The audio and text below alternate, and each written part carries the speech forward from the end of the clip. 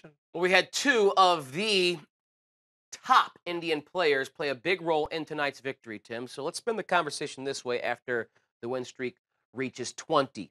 In your eyes, who is the most important Indian on this team? Is it the man who went the distance? 27 outs for Corey Kluber? Is it the man who led off the game with a home run, Francisco Lindor? Or is it another Indian who you think is the most important player to what is right now the best team in baseball? I think it's Jose Ramirez.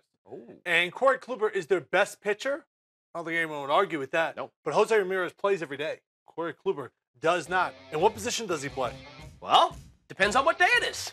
And that's what makes him so valuable. You know, the Indians went out and gave him nearly $30 million early, signed him to a long-term deal. He took the guaranteed money, which was smart, and now the Indians are looking like geniuses because they have one of the biggest discounts in all of baseball. He leads the majors in extra base hits.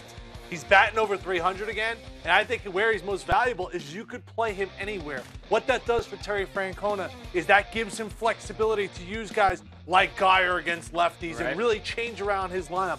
You know, if you pitch a right-hander against the Cleveland Indians, with their ability to switch hit, they could send potentially 7 lefties to the plate.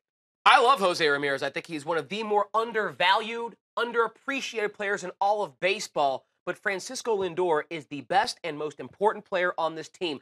He has been the spark plug to this 20-game win streak. The beginning of the year, Francisco Lindor was having a decent year, not a bad year, but certainly not a year we expect from someone with his caliber of talent. But in the second half of the season, his play has taken off, Tim. He's a shortstop who is not built like A-Rod or even a Nomar Garcia-Parra.